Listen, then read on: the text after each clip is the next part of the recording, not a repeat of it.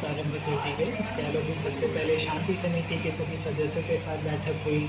उसके अगले दिन विभिन्न पूजा समितियों के सदस्यों के साथ बैठक हुई और समय समय पर संवाद के माध्यम से उनके सुझाव प्राप्त किए गए। मसलन कि विभिन्न पूजा पंडालों के समीप सड़क की क्या स्थिति है, गड्ढों की क्या स्थिति है, बड़ी मात्रा में जब धार्मिक श्रद्धालुगण उनके पूजा पंडालों की तरफ आएंगे तो उनको किस तरह की असुविधाएँ होंगी।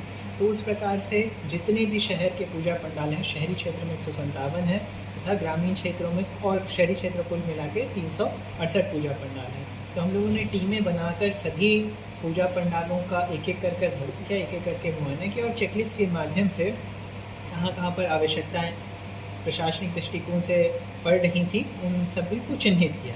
उसके बाद सारे चिन्हित किए गए पॉइंट्स के आलोक में करेक्टिव एक्शंस लेने हेतु जितने भी जिला के लाइन डिपार्टमेंट्स हैं उन सभी को निर्देशित किया गया। तो आज सभी लाइन डिपार्टमेंट्स, चाहे जितने भी इंजीनियरिंग डिपार्टमेंट से कनेक्टेड ऑफिसर्स हैं या रोड डिपार्टमेंट से कनेक्टेड ऑफिसर्स हैं, हेल्थ डिपार्टमेंट से संबंधित ऑफिसर, फायर डिपार्टमेंट, सभी को बुलाकर उन सभी बिंदुओं पर विस्तार से चर्चा की गई कि उनके द्वारा क्या कार्रवाई की गई है। और सभी विभागों ने भी जहाँ पे सड़कों की मरम्मती की आवश्यकता है वहाँ मरम्मत करना शुरू कर दिया है। जहाँ पे सड़क मरम्मती के दौरान बिल्डिंग कंस्ट्रक्शन मटेरियल काफ़ी बड़े पैमाने पे रखे हुए की सूचना मिली, उनको भी हटाकर या कम से कम उसको सेव करने की कार्रवाई शुरू कर दी गई है। गड्ढों को भरने की कार्रवाई शुरू कर दी गई है। नगर निगम द्वारा सभी तालाबों की साफ़ सफाई शुरू कर दी गई है। हर तरह लाइट्स लगाने की कार्रवाई चल रही है। बिजली विभाग को यह इंश्योर करने के लिए कहा गया है कि 4-5 दिनों तक जब तक पूजा पंडालों का दर्शन करने के लिए लोग आते रहें उस समय पूरे शहर में बिल्कुल भी बिजली गुल नहीं हो और अपनी नियमित टीम से लगातार पेट्रोलिंग कराते रहें।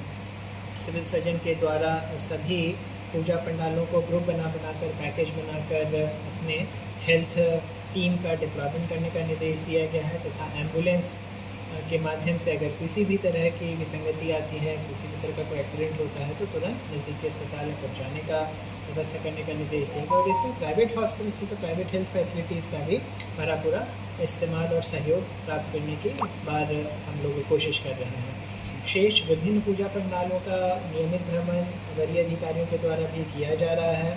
युवा दस्ता तथा अन्य वॉलंटियर्स के साथ भी लगातार बैठक कर उनको भी किस प्रकार से लूप में लिया जाए और उनकी सेवाओं से कैसे सभी श्रद्धालुओं को फ़ायदा हो, इस पर भी कार्य लगातार जारी है।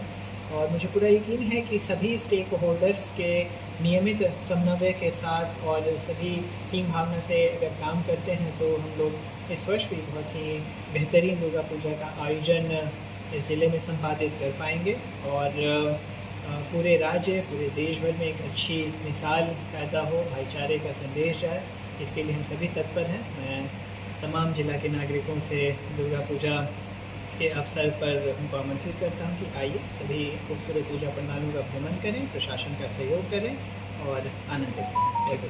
जय गुरु।